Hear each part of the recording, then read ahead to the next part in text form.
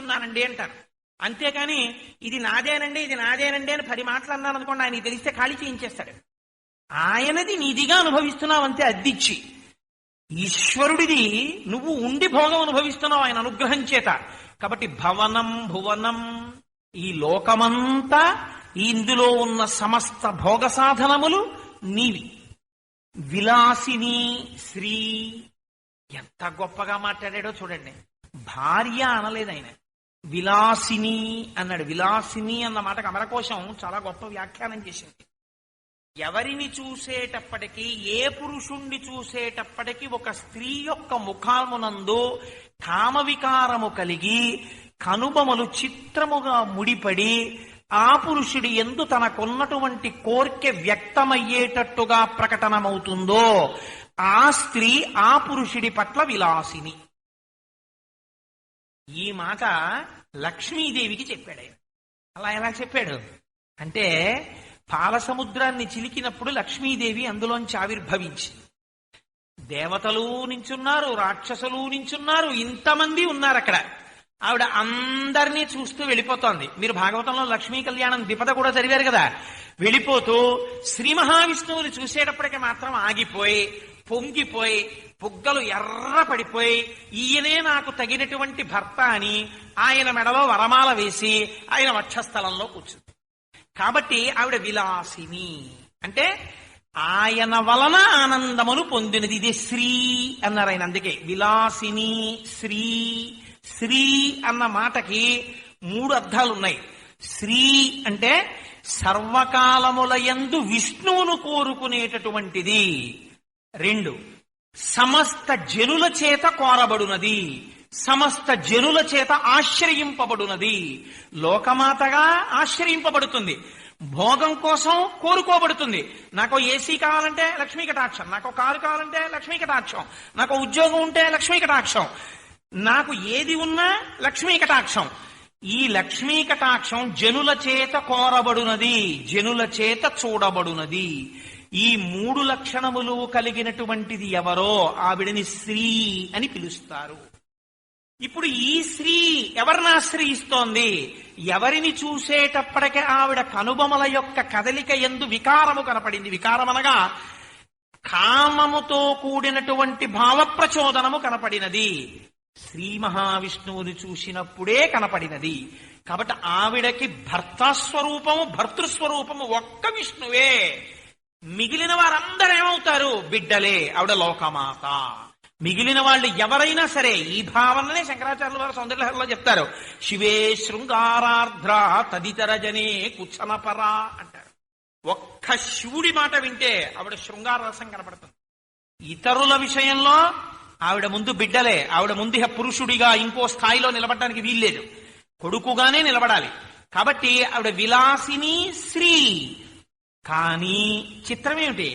ఈ స్త్రీతత్వాన్ని పట్టుకున్న వాళ్ళు ఉన్నారండి, అనుభవించిన వాళ్ళు. పోతన గారు భాగవతంలో అనుభవించాడు మహానుభావుడు. ఆదిన్ శ్రీసతి కొప్పుపై తనువుపై అంశోత్తరీయంబుపై పాదాబ్జంబులపై కపోలతటిపై పాలిండ్లపై నూత్న మర్యాదంచెందు కరంబు కిందకుట ఆపై నా కరంబుంటమేల్ కాదే రాజ్యము గిజ్యమున్ సతతమే కాయంబు నాపాయమే. నూత్న మర్యాదంచెందు కరంబు ఏమిటండి? ఆదిన్ శ్రీసతి కొప్పుపై, లక్ష్మీదేవి కొప్పు మీద పడుతుందా చెయ్య, బాగుంది. తనువుపై ఆవిడ ఒంటి మీద పడుతుంది, బాగుంది. అంశోత్తరీయంబుపై ఆవిడ కొంగు పట్టుకుంటుంది, బాగుంది. అంశోత్తరీయంబుపై పాదాబ్జంబులపై ఆవిడ పాదాలు పట్టుకుంటుంది, బాగుంది. కపోలతటిపై బుగ్గలు ముట్టుకుంటుంది, బాగుంది. పాలిండ్లపై నూత్న మర్యాదంచెందు కరంబు. నూత్న మర్యాదంచెందు కరంబే ఉంటే, నూత్న మర్యాద అంటే ఏమిటి అక్కడ అర్థం? అంటే ఏ చెయ్యి తన మీద పడినప్పుడు అబ్బా నేను అదృష్టవంతురాల్ని, ఆయన చెయ్యి నా మీద పడిందని తాను పొంగిపోతుందో తప్ప తాను కూడా అలా ఆయన మీద చెయ్యి వెయ్యదో. ఆయన తన మీద చెయ్యి వేశాడని తాను కూడా ఆయన మీద చెయ్యి వెయ్యదు. ఆయన తన మీద చెయ్యి వేసినప్పుడల్లా అబ్బా అదృష్టవంతురాలు ఇవాళ స్వామి నా మీద చెయ్యేశారని పొంగిపోతుంది. ఎవరు అలా అమ్మవారి చూపు పడాలని అన్ని కోట్ల మంది కోరుకుంటున్నారో ఆ తల్లి పొంగిపోయేటట్టుగా పడగలిగిన చెయ్యి ఆ చెయ్యి. నూత్న మర్యాదం చెందు కరంబు క్రిందకుట. ఇదే పరాశర భట్టర్లు శ్రీగుణరత్న కోశంలో చిత్రంగా చెప్తారు ఈ శ్రీతత్వాన్ని. యద్భ్రూభంగాః ప్రమాణం స్థిరచర రచనాతాలతం ఏ మురారే వేదాంతాః తత్వచింతాం మురభిదురసి యత్పాదచిహ్నైత్తరంతి భోగోపోద్ఘాతకైలీచులిఖిత భగవత్తైశ్వర్యూప్యానుభావాః సానశ్రీః స్మృణితాం అమృతలహరిధీలంగనీయై అపాంగైః అంటారు. చతుర్ముఖ బ్రహ్మగారు అమ్మవారి కొడుకు కదా, లక్ష్మీదేవి కొడుకు. గత జన్మలలో ఏ పేరు ఉన్నదో చూస్తాట. ఆ జన్మలో చేసుకున్న పుణ్యపాపములను అనుసరించి ఇప్పుడు ఒక కొత్త జన్మనిస్తున్నారు. ఇచ్చే ముందు ఆ జన్మలో వెళ్ళవలసిన శరీరములకు సంబంధించిన పుర్రె చేత్తో పట్టుకుంటాట. పట్టుకుని లలాటమనందు సైడ్ హెడ్డింగ్లు పెట్టి రాసేస్తుంటాడు. విద్య ఏం చేశాడు కదా ఈ జన్మలో రాసేస్తాడు. ఏదో ఎంతమంది పిల్లలు గత జన్మల్లో పుణ్యం చూసి రాసేస్తాడు. పిల్లల యోగ్యత గత జన్మల్లో చూసి రాసేస్తాడు. ఐశ్వర్యమో హెడ్డింగ్ పెడతాట. పెట్టి సొంతంగా రాయట. అమ్మా అంటట. ఏరా అంటుంది అమ్మవారు లక్ష్మీదేవి. అమ్మ ఈ పుర్రెకి ఐశ్వర్యం ఎంత రాయాలి? గత జన్మలో ఎవరిదా పుర్రె అంటుంది అమ్మవారు. ఈ పుర్రె ఫలానా వారిదమ్మా, ఫలానా పేరు. అప్పుడు ఆ చేతికి ఎముక తెలియదు. లోకమంతటినీ నన్నుగా చూసి ఇలా పెట్టిన చెయ్యి అని అమ్మవారు ఆ పేరు చెప్పగానే అంటుంది. ఇలా అనేటప్పటికి యద్రూభంగాః ప్రమాణం. ఆ కనుబొమ అమ్మో ఆయన అమ్మో చాలా మంచివాడు రాతను, చాలా మంచివాడు వాడు కొడుకు కదా, ఆయనని ఎందుకంటుంది చాలా మంచివాడు రా, ఎంత దానం చేశాడు అనేటప్పటికీ ఇంటి ముందు ఏనుగులు తొండములనెత్తి పైకెత్తి ఘీంకరించగలిగినంత ఐశ్వర్యమో అని రాసి పారేస్తాడు. అమ్మా లోకంలో దరిద్రులు ధనవంతులు అని భేదం ఎందుకు వచ్చిందో తెలుసా? యద్భ్రూభంగాః ప్రమాణం స్థిరచర రచన తారతం ఏ మురారే. దీని వల్ల వచ్చిందమ్మా ఈ తేడా. కాబట్టి తల్లి నువ్వు ఈ కనుబొమ్మ కదలిక లోకము పట్ల చేసినప్పుడు ఐశ్వర్యము దరిద్రము నిర్ణయింపబడుతున్నాయి. ఈ కనుబొమ్మ విష్ణువుని చూసినప్పుడు వేరొక రకంగా కదులుతోంది. అటువంటి లక్షణం ఉన్నదానివి కాబట్టి నువ్వు విలాసిని. ఎవరా విలాసిని? శ్రీ. మీరు, నేను, లోకము అందరూ ఏ తల్లి క్రీగంటి చూపుని కోరుకుంటున్నామో ఒక్కసారి చూడమ్మా చాలన్నారంతే శంకరాచార్యుల వారు. దద్యా దయానుపవనో ద్రవిణాంబుధార అస్మిన్ కించన విహంగ శిశవ్విషణ్ణే దుష్కర్మ ఘర్మమపనీయ చిరాయ దూరం నారాయణ ప్రణయినీ నయనాంబువా ఇష్టా విశిష్టమతయోపి మయా దయార్ధ్ర దృష్టా త్రివిష్టపదం సులభం లభంతే దృష్టి ప్రహృష్టక మలోదర దీప్తిరిస్తాం పుష్టిం కృషిష్టమపుష్కర విస్తరాయా గిర్దేవతేతి గరుడధ్వజ సుందరేతి శాకాంబరేతి శిశిశేఖర వల్లభేతి సృష్టి స్థితి ప్రళయకేళుషు సంస్థితాయై తస్మై నమస్త్రిభువనైక గురోస్తరుణ్యై అని అమ్మా అపాంగై. ఒక్కసారి ఇలా క్రీగంటితో చూడమ్మా అన్నారు. అలాంటి చూపు పడితే చాలని సమస్త లోకములు ఎవరికి నమస్కరిస్తున్నాయో ఆయమ్మ నీకు విలాసిని. ఆయమ్మ కన్నులు, ఆయమ్మ కనుబొమలు నిన్ను చూసేటప్పటికీ వేరొకలా కదులుతాయి, నిన్ను ఆశ్రయించాలని కోరుకుంటాయి. అటువంటి భార్య నీకున్నది. శ్రీ విలాసిని. శ్రీ ఏమిటయా నీకు లోటు? మళ్ళీ మొదటికి రెండు ఒక్కసారి మర్చిపోకుండా. భవనం భువనం విలాసిని శ్రీ. పోనక్కడతో ఊరుకున్నావా? తనయ నీకో ఇద్దరు కొడుకులు. ఎవరా ఇద్దరు కొడుకులు? స్థామరశాసన. ఈ సమస్త లోకములను సృష్టి చేసేవాడెవరో ఆ చతుర్ముఖ బ్రహ్మని నాభికమలంలోంచి పుట్టాడు. కాబట్టి కొడుకు బ్రహ్మగారు ఎంత పెద్ద పొజిషన్ లో ఉన్నాడండి. ఎవరైనా ఒక వయస్సు వచ్చే వరకు తన పోస్ట్ చెప్తాడు. నేనండి ఫలానా పోస్ట్ లో ఉన్నానని చెప్తాడు. వీధిలో పేరు కింద కూడా తన పోస్ట్ రాసుకుంటాడు. రిటైర్ అయిపోయిన తర్వాత కూడా బహుశా ఉన్నతమైనటువంటి పదవులు అలంకరించిన వాళ్ళు ఆ పేరు రాసుకుని పక్కన ఆర్ఈటీడీ అని పెట్టుకోవచ్చు. కానీ ఇంత గొప్ప పొజిషన్ చేసినా కొడుకు పనికి మాలినటువంటి వాడై ఎందుకు కొరగాక 5 పైసలు సంపాదించలేక వీధుల్లో తిరుగుతున్నాడు అనుకోండి. ఇంత మంచివాడైనా, ఇంత పెద్ద అధికారైనా, ఇంత గొప్ప పరిస్థితిలో ఆయన పదవీ విరమణ చేసినా ఏమంటుంది లోకం? ఏమిటో ఆయన చాలా చదువుకున్నారండి, చాలా పెద్ద పొజిషన్ లో రిటైర్ అయ్యారు, కానీ ఏమిటోనండి పాపం ఆయన దరిద్రం, ఆ కొడుక్కి అక్షరం ముక్క లేదండి అంటారు. ఆ కొడుకు వలన ఈయన కీర్తిపోతుంది. కాబట్టి కొడుకు కూడా తగినటువంటి స్థితిలో ఉంటే తండ్రి కీర్తి భాషిస్తుంది. తండ్రి ఆనందం ఎప్పుడు పొందుతాడు?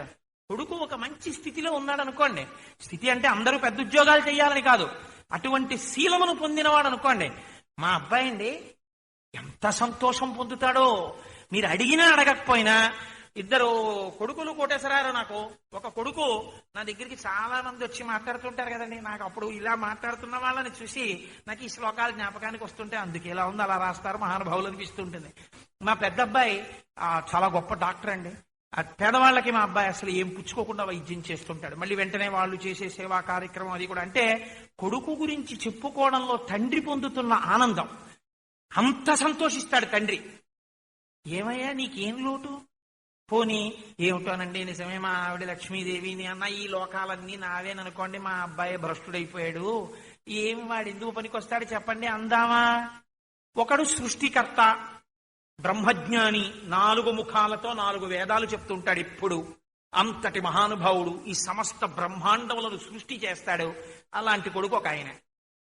పోనీ ఇంక రెండో కొడుకు, పోనీ ఇద్దరు కొడుకుల్లో ఒక కొడుకే పనికొచ్చేవాడండి, రెండో కొడుకు నేనే చూడాలి, ఏమిటో కొంచెం బెంగగా ఉంటుంది అందామా?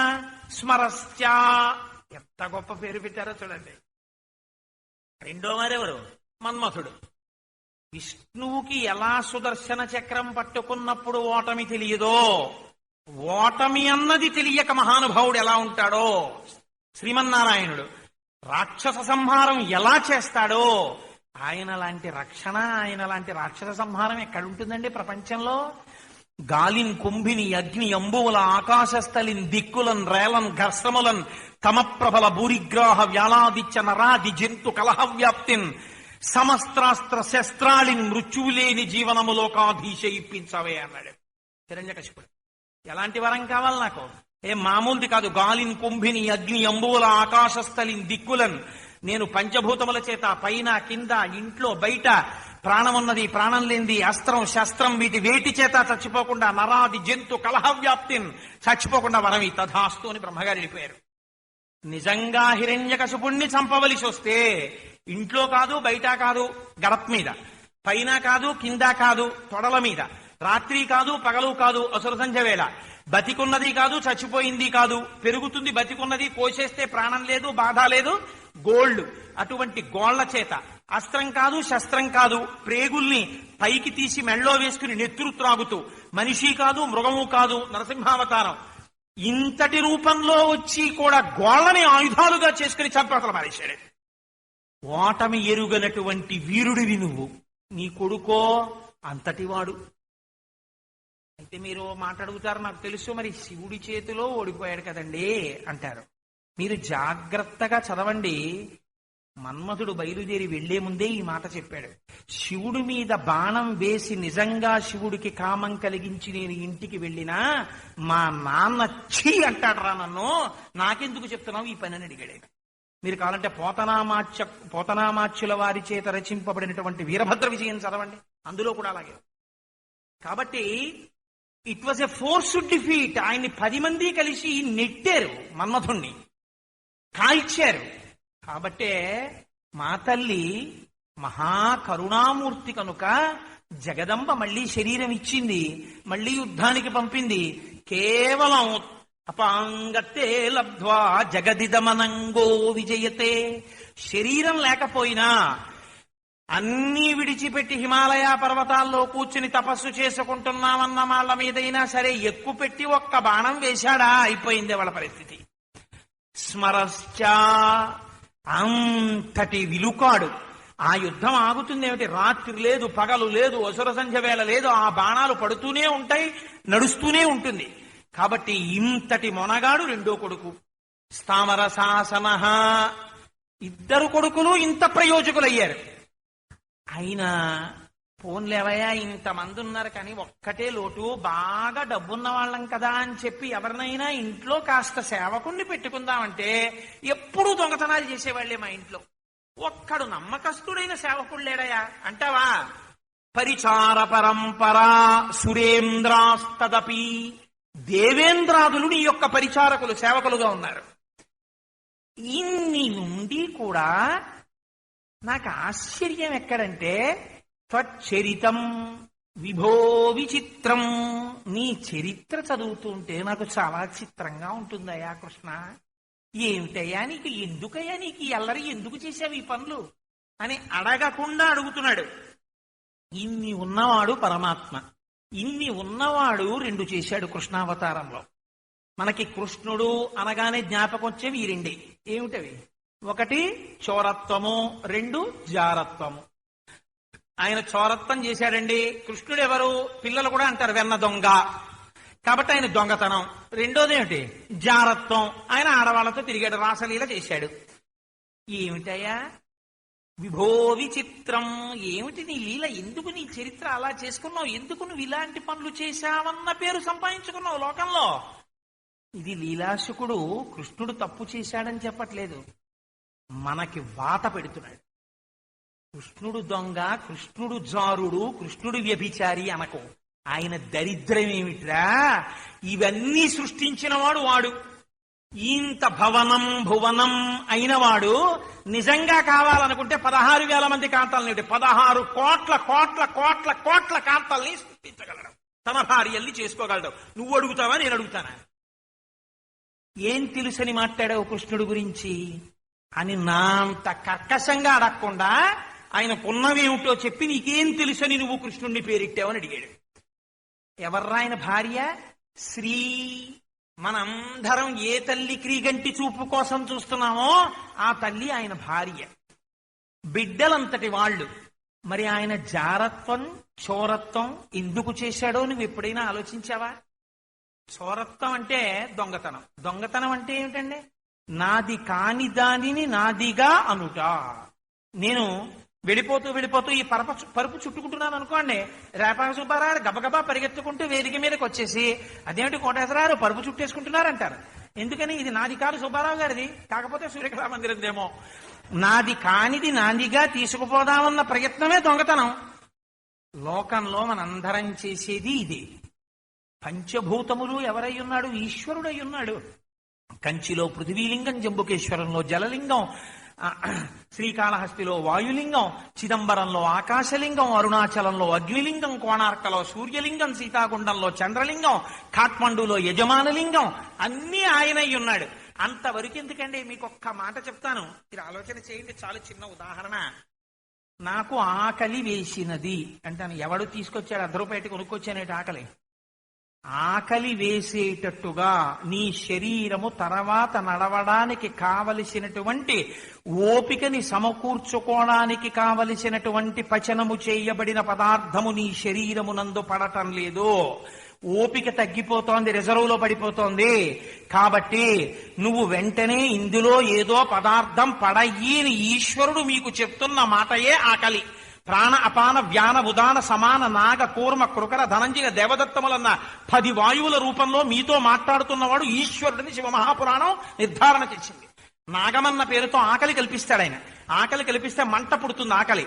అది తీర్చుకోవడానికి మీరేం చేస్తారు? అన్నం తినాలి. ఎక్కడి నుంచి వచ్చింది అన్నం? మీరు తీసుకెళ్లి ఒక వడ్డు గింజ వెయ్యాలి. ఎక్కడెయ్యాలి? భూమిలో వెయ్యాలి. భూమి ఎవరిచ్చారు? మీరు తెచ్చారా, నేను తీసుకొచ్చానా? భూమి పృథివీలింగం కంచిలో. ఈ భూమిని మీరు తేలేదు, నేను తేలేదు, ఈశ్వరుడు సృష్టించాడు. కాబట్టి అది ఈశ్వర స్వరూపము. దీని యందు ఒక్క గింజ మీరు తీసుకెళ్లి పడేశారు. కాసిని నీళ్లు పోశారు. నీళ్లు ఎవరు తీసుకొచ్చారు? మీరు తీసుకొచ్చారా, నేను తీసుకొచ్చానా? ఈశ్వరుడు నీటి స్వరూపము. ఆ నీరు పోశారు. ఇప్పుడు దీనికి వేడి తగలాలి, సూర్యకిరణాలు పడాలి. సూర్యుణ్ణి తెల్లవారుజామున రమ్మని మీరు పిలిచారా, నేను పిలిచానా? ఆయన వచ్చి ఆయన కిరణములను ప్రసరించాడు. మీ ప్రయోజనం ఏముంది? ఆ మొక్క పైకి లేచింది. మీరు ₹1,00,00,000 బండిల్స్ తీసుకెళ్లి ఇలా ఆడిస్తే లేచింది. ఆవిడ విత్తనంలోంచి మొక్క ఈశ్వరానుగ్రహంతో పైకొచ్చింది. మీకున్న ఆస్తుల పత్రాలన్నీ తీసుకొచ్చి వరి మొక్క దగ్గర పెట్టి ఆడించండి, ఒక్క కంకు మీరు పుట్టించలేరు. ఈశ్వరుడు నిర్హేతుక కృప. మీరు ఒక్క గింజేస్తే ఇన్ని వడ్డు గింజలు వచ్చే కంకులు ఇచ్చాడు. ఆ కంకులలోంచి మీకు ధాన్యం వచ్చింది. ఏదో బియ్యం తినండి చూస్తాను, కడుపు నొప్పి వస్తుంది. ఈ బియ్యాన్ని లోకాల్ని కాల్చేయగలిగిన అగ్నిహోత్రుడు హవ్యం వహతి దేవానాం కవ్యం కవ్యాసినామపి తాకంచ కురుతే వగ్ని శంకరస్య ఇవ శాసనాత్ అంది లింగ పురాణం. ఇంతటి అగ్నిహోత్రుడు కాల్చేయగలిగిన వాడు నీకు వంట బ్రాహ్మణుడు. తెల్లవారేటప్పటికి ఇంట్లో కప్పు కాఫీ కలుపుకోవాలంటే ఆయనే లేవాలి ముందు. ఇంట్లో వంట ఆయన ఎవరు? ఆయనే. ఎందుకు చేస్తున్నాడు పాచకం పని నీకు అంటే శివశాసనం రాయిది ఏంది లింగ పురాణం. కాబట్టి ఈశ్వరుడు అగ్నిహోత్రమై నువ్వు ఈశ్వరుడు ఇచ్చినటువంటి గిన్నె, లోహాలు నువ్వు తెచ్చాయంటే భూమిలోంచి వచ్చే గనుల్లోంచి, నీరు నువ్వు తెచ్చాయంటే ఈశ్వరుడు ఇచ్చాడు, బియ్యం నువ్వు తెచ్చాయంటే ఈశ్వరుడు ఇచ్చాడు, ఉడకడం నువ్వు ఉడికించాయంటే అగ్నిహోత్రుడిగా ఈశ్వరుడు ఉడికించాడు, తినడం నువ్వు తిన్నాయంటే పంటి దంతములు ఇలా కలవడానికి ఈశ్వరుడు శక్తినిచ్చాడు. నేను ఒకసారి ఒక బస్సులో పెడుతుంటే యాక్సిడెంట్ అయింది ఆ బస్సుకి. ఒకసారి నేను విశాఖపట్నం పెడుతున్నాను మా బాబాయ్ గారికి ధర్మోదకాలు ఇవ్వడానికి. అప్పటి వరకు పెడుతున్న వాడిని మరి నాకు ఎందుకు పుర్రెలో బుద్ధి పుట్టిందో తెలియదు. ఎందుకో భయం వేసినట్లు అనిపించి వెనక్కి కుర్చీలోకి వాలి 2 మోకాళ్ళు పైకెత్తి ఎదురు సీటుకి తాటించి కూర్చున్నాను. ఏదో పెద్ద పెద్ద కాళ్ళు ఇచ్చాడు కాబట్టి ఈశ్వరుడు అలా తాటించడానికి సరిపోయాయి. తెల్లవారుజామున వేసవి కాలంలో 3-4 గంటల మధ్య సమయం. బస్సు చల్లటి గాలికి డ్రైవర్ అదుపు తప్పి రోడ్డు పక్కకి వెళ్ళిపోయి ఒక మామిడి చెట్టు కొట్టేశాడు. కొట్టేస్తే బస్సులో ఆ కాళ్ళు ఇలా ముందుకి తండ్రి పెట్టి ఉండడం వల్ల బస్సు ఇలా ముందు సీటు వరకు వెళ్లి కొట్టుకోకుండా ఆగిపోయిన వాడిని మొత్తం ప్రయాణికుల్లో నేను ఒక్కడిని. నేను లేచి చూసేసరికి నా భార్య ముక్కంబట నోటెంబట నెత్తురు కారిపోతూ పడిపోయింది. నా మేనల్లుడికి కాలు విరిగిపోయింది. మా చెల్లి తలకి దెబ్బ తగిలి ఇలా నెత్తురు కంటిమించి కారిపోతూ స్పృహ తప్పిపోయింది. మనుషుల్ని చూస్తే గుండె ద్రవించిపోయింది. అందరూ నిద్రలో ఉన్నారు. ఒక్కసారి మామిడి చెట్టు కొట్టడంలో, ముందు సీట్ల కొట్టుకోవడంలో ఈ పళ్ళు పైకి నొక్కుకుపోయాయి. ఈ పళ్ళు ఇలా గుచ్చుకుపోయాయి లోపలికి. ఎవరికైనా మంచినీళ్ళు ఇద్దామన్నా తాగగలిగిన వాడు లేడు. ఆ రోజున మా మేనల్లుడికి కట్టు వేయించడానికి నేను వైజాగ్ లో కేజీహెచ్కి వెడితే ఈ బస్ యాక్సిడెంట్ వాళ్ళే అందరూ అక్కడ ఉన్నారు. ఈ పళ్ళు లోపలికి వెళ్ళిపోయిన వాళ్ళు, పైకి గుచ్చుకుపోయిన వాళ్ళు నోట్లో ముద్ద పెట్టుకు తినమంటే ఎలా తింటారండి అప్పుడు? ఇంత మెత్తటి నోట్లో అంత గట్టి పళ్ళు పెట్టి 2 వరసలు పెట్టి అంది మధ్యలో పెట్టిన అన్నాన్ని నవిలేట్టు పెట్టి మళ్ళీ దాంట్లోకి లాలాజనం ఊరేటట్టు చేసి అందులో మ్యూకస్ స్టైలిన్నిచ్చి జిగురుగా కంఠంలోకి జారిపోయేటట్టు చేసి జారిపోయినప్పుడు నిప్పెట్టకుండా చేసి లోపల తాను అహం వైశ్వానరో భూత్వా ప్రాణినాం దేహమాశ్రిత ప్రాణాపాన సమాయుక్తం పచాంజన్నం చతుర్విధం అని లోపల అగ్నిహోత్రుడై తాను పచనం చేసి మీకు శక్తినిచ్చి రక్తమిచ్చి తెల్లవారేటప్పటికి పిప్పిని పైకి తీసుకెళ్లిపోవడానికి కావలసిన ఏర్పాటు చేసి ఇన్ని ఈశ్వరుడు చేస్తే నేనంటావేంటి?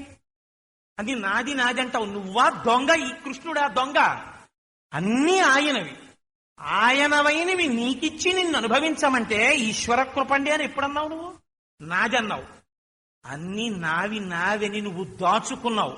ఈశ్వరుడికి ఇవ్వడానికి బెంగెట్టుకున్నావు. నువ్వు పెద్ద దొంగ, నువ్వు చోరుడు. ఆయన చోరుడు అంటాయేంటి? ఆయనకి చోరత్వం చేయడానికి నీ కర్మ కాలిందేమో, నీకు లేదంటున్నావేమో. ఈశ్వరుడికి లేదనవలసిన అవసరం లేదు. భవనం భువనం విలాసిని శ్రీహి. ఏమిటి ఆయన కర్మ? ఎందుకైనా చోరుడయ్యాడు? నీ దొంగతనం బయట పెట్టడానికి చోరుడయ్యాడు. కలియుగం వచ్చేస్తోందిరా, కనీసం జారత్వం చోరత్వం అన్న లీలైనా నేను చేస్తే చీకటి పడేటప్పటికి జారత్వం గురించి మాట్లాడతారు, కల్లవారేటప్పటికి చోరత్వం గురించి మాట్లాడతారు. ఆ వీధిలో రాత్రి కుక్కలు మురిగే దొంగలు పడ్డాయిటే అంటారు. అందుకని కనీసం అలాగైనా కృష్ణుడు దొంగ, వెన్న దొంగ ఇలా ఏమైనా అంటారేమో, నా పేరెత్తితే పుణ్యవిద్దామని చోరలీల చేశాడు. చీకటి పడ్డాకైనా అలా గుర్తు తెచ్చుకుని రాసలీల అని పేరు పెట్టి పద్దు పెట్టి ఏమంటే ఏమొక్కసారి కృష్ణ అంటారేమో, పాపాలు కాల్చేద్దామని జారలీల చేశాడు. ఈశ్వరుడు నీ ఎందు కృపాళువా? ఈశ్వరుడు చేత కాక వెర్రికి చేశాడా ఈ పనులు? నీకు అర్థమైతే ఈశ్వరుడు జారుడు కాడు, ఈశ్వరుడు చోరుడు కాడు. నీవు చోరుడవు, నీది కానిది నీదిగా నువ్వు చెప్తున్నావు. నాది నాది తరిగిపోతుంది అంటున్నావు. అది తరగకుండా పెంచగలిగిన ఉన్నాడన్న పూనిక నీ యందు క్షీణించినది. నీ భక్తి వైక్లభ్యమును పొందినది. నీది కానిది నీది అని నువ్వు చెప్తున్నావు, కానీ ఇదంతా ఈశ్వరుడిది. మీకు ఋతువులు ఎక్కడి నుంచి వచ్చాయండి? సూర్యుడు తిరగకపోతే. రాత్రింబగళ్ళు ఎక్కడొచ్చాయండి? భూమి తిరగకపోతే. భూమిని మీరు నేను పట్టుకు తిప్పాయంటే ఎప్పుడైనా మీరు నేను పెట్టుకుని ఏమైనా ఇంజన్లు పెట్టి తిప్పామా? సూర్యుడిని మీరు తిప్పారా, నీ తిప్పానా? ఇన్ని ఋతువులు వస్తున్నాయి, ఇన్ని పళ్ళు తింటున్నాం, సీతాఫలాలు తింటున్నాం, మామిడికాయలు తింటున్నాం అంటే అది ఈశ్వరుడు యొక్క అనుగ్రహం. ఋతువులు ఇచ్చాడు ఈశ్వరుడు యొక్క అనుగ్రహం. రాత్రింబవళ్ళు ఇచ్చాడు. అసలు రాత్రి లేక పగలు లేక భూమి ఉన్నది ఉన్నట్టు ఉండిపోయింది అనుకోండి, తిరగడం మానేసి మన బతుకులు బయటడిపోతాయి. ఎప్పుడూ పగలే అనుకోండి, చాలా చీకటి గదులు కట్టుకోవాలి మనం. అలవాటు పడిపోయామంటే నిద్ర పట్టట్లేదని. నీళ్లు ఇంకవు. భూమికి ఒకవైపు చీకటి ఉండిపోతుంది, సూర్యుడు ఇలా ఉంటాడు కాబట్టి ఒకవైపు పగలు, ఒకవైపు రాత్రి. ఒకవైపు ఎప్పుడు చీకటే, అక్కడ నీరు ఇంకదు. రెండో వైపు నీరు ఉండదు, ఎప్పుడు ఇంకిపోతుంది, సూర్యుడు లాగేస్తాడు. బతుకు ఎక్కడుంది? అటు పరిగెడుతుండాలి, ఇటు పరిగెడుతుండాలి, మధ్యలో ఎప్పుడు ఆ పరుగుల మధ్యలో చచ్చిపోవాలి. అలా కాకుండా భూమిని తిప్పుతున్నాడే ఆయన. తిప్పుతున్నది నువ్వా? ఎవరిది ప్రాజ్ఞత? ఎవరిది ఈ గొప్పతనం? ఈశ్వరుడిది ఈ ప్రాజ్ఞత. ఆయన వలన నువ్వు బ్రతుకుతూ నాది నాదన్న నీది చోరత్వం. కాబట్టి ఆయన కాదు జారుడు, ఆయన కాదు చోరుడు. విభో విచిత్రం. అందుకే ఆ మాటలు వాడలేదు లీలాశుడు. వాడకుండా నీ చరిత్ర విచిత్రమయ్యా, చోరుడు అనిపించుకున్నావు మా దొంగతనం చూపించడానికి. ఒక్క పద్యం భాగవతంలోంచి మీరు అవధరించండి. నేను తరచూ ఈ పద్యం చెప్తుంటాను. దొంగతనాన్ని ఎండగట్టడానికి ఇంకింతకన్నా ఏం కావాలండి కృష్ణలీలల్లో? ఎన్నో పద్యాలు చెప్పారు పోతన గారు. బాలురకు పాలు లేవని బాలింతలు మొరలు పెట్ట పక పకన గియా బాలుండాలము చేయుచు ఆలకు గ్రేపులను విడిచ అంబోజాక్షి. ఒక ఆవిడ వచ్చి చెప్పింది యశోదాదేవికి, అమ్మా మా బిడ్డలకి పాలు లేవు, అందుకని ఆవులు పెంచుకున్నాం. రోజు ఆ ఆవుల పాలు మా పిల్లలకు పడుతుంటాం. ఎక్కడి నుంచి వచ్చాడో కృష్ణుడు ఆ దూడలను వదిలిపెట్టేశాడు. ఆ దూడలో ఆవుల పాలు తాగేశాయి. ఈ పూట పాలు లేవు, మా బిడ్డలకి పాలు లేవమ్మా. చూసావా ఎలాంటి పని చేశాడో నీ కొడుకు? మా బిడ్డలకి పాలు లేకుండా చేశాడమ్మా. ఈశ్వరుడు ఈ లీల ఉత్తినే చేయలేదు. ఆవు ఎక్కడ పాలు తయారు చేసుకోవడానికి కావలసిన పదార్థాన్ని ఎక్కడ తింది? పరీక్షిత్ అంటాడు భాగవతంలో, వాచివి అయిన గడ్డి తిని వాహినిలందు జలంబు త్రాగగా అంటాడు. మీ ఇంటికి వచ్చి, ఏ ఇంటి ముందుకైనా వచ్చి, అమ్మ నాకు ఒక్క గ్లాసుడు మంచినీళ్ళు ఇవ్వండి అని ఎప్పుడైనా అడిగిందా? అలా వెళ్ళిపోతున్నటువంటి మురుగుడు కాలవలో మూతి పెట్టి ఆ నీళ్లు తాగింది. మీకు నాకు ఎప్పుడూ అవసరం లేనటువంటి గడ్డిని పుట్టల మీద బాగా పెరిగితే జాగ్రత్తగా నోరు చాపి ఆ గడ్డి తింది. మోకాళ్లు వంచి ఏటి ఒడ్డున పెరిగిన గడ్డి తింది. పల్లేరుకాయలు ముళ్ళు ఉండి ఆవు శరీరం మొత్తం మీద మెత్తగా ఉండేది ఆ ముట్టి భాగమే. ఆ ముట్టికి కరుచుకుపోతుంటే ఆ గడ్డి తింటున్నప్పుడు దాని ముక్కుల్లో పొడుచుకోవండి. ఆ గడ్డికున్న ఎండు గడ్డి ఆ తీగలో పొడుచుకుంటున్న గడ్డిని పీక్కు తింది. మళ్ళీ వాడు కొడతాడేమో, వెనకనున్నవాడు ఇక్కడి నుంచి వెళ్ళంటాడేమోనని గబగబా తింది. ఎక్కడో కూర్చుని తిన్నదాన్ని వెనక్కి తెచ్చుకుని మళ్ళీ బాగా నవిలి మింగింది. నీకు పనికిరాని గడ్డి, నీకు పనికిరాని నీళ్లు తాను తాగింది. తాగి స్వచ్ఛమైన పాలని సాయంకాలానికి తయారు చేసుకుంది. ఎవరి కోసం తయారు చేసింది? నీ కోసమైతే అంబా అన్ని ఇంటి ముందుకు వచ్చి నిలబడాలి, నువ్వు గిన్నె పెడితే చేపాలి. నీ కోసం తయారు చేయలేదనడానికి గుర్తు నువ్వు గిన్నె పెడితే చేపలు. దాని దూడని కట్టుకొయ్యవంక చూసి, అమ్మా ఆ కొండల మీద, పుట్టల మీద, పర్వతాల మీద, ఏటి ఒడ్డున ఉన్న గడ్డంతా తిని నీ కోసం పొదుగు నిండా పాలు చేసుకొచ్చాను. వాళ్ళు ఇలా వదిలిపెట్టగానే నీకు కడుపు నిండా పాలిస్తాను నాన్నని ఇన్ని వచ్చిన ఆవుకి తన దూడ దగ్గరికి వెళ్ళి నిలబడగలిగినటువంటి స్వేచ్ఛ లేదు. కొడతాడేమో భయం. నిన్ను వదులుతాడమ్మా అని వెళ్ళి కట్టుకొయ్యకి నిలబడి జాలిగా బిడ్డడ వంక చూసుకుంటుంటుంది. ఆవు దూడ మాత్రం ఆవుకి బిడ్డ కాదా?